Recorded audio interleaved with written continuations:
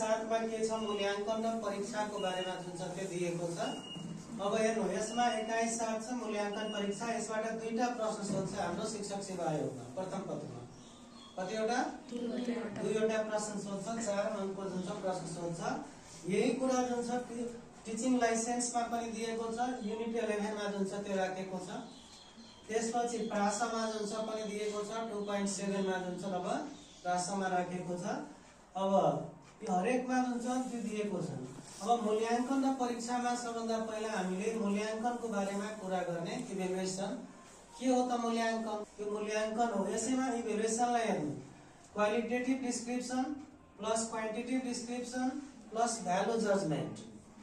मतलब qualitative description गुणात्मक परिमाण, क्वान्टिटेटिभ परिमाणात्मक परिमाण र भ्यालु जजमेन्ट भनेको मूल्य निर्धारण गर्ने।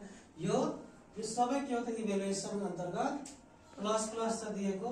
कुनै पनि वस्तुको परिमाणात्मक गुणात्मक परीक्षणका साथै मूल्य निर्धारण गर्ने प्रक्रिया के हो त मूल्याङ्कन हुन्छ। त्यो हो कहिले एक्जाममा सोधेको पनि छ। यो इभ्यालुएसन दिइहाल्यो अनि तल दिएको मध्ये कुन जुन छ त्यो सही हो।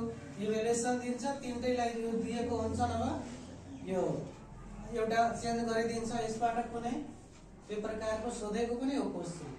कुनै पनि वस्तुको परिमाणात्मक गुणात्मक परीक्षणका साथै मूल्य निर्धारण गर्ने प्रक्रिया के हो त मूल्याङ्कन हो। मापनबाट प्राप्त संख्यात्मक मानलाई तुलना गर्नु। केबाट? मापनबाट।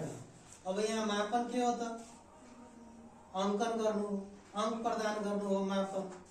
मापनबाट प्राप्त संख्यात्मक मानलाई तुलना गर्नु, विश्लेषण गर्नु, लेखाजोखा गर्नु, त्यो के हो त मूल्याङ्कन। त्यस्तै मापनबाट प्राप्त संख्यात्मक मानलाई लेखाजोखा गरेर अन्तिम निचोड दिनु।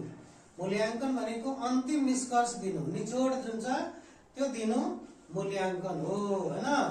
ल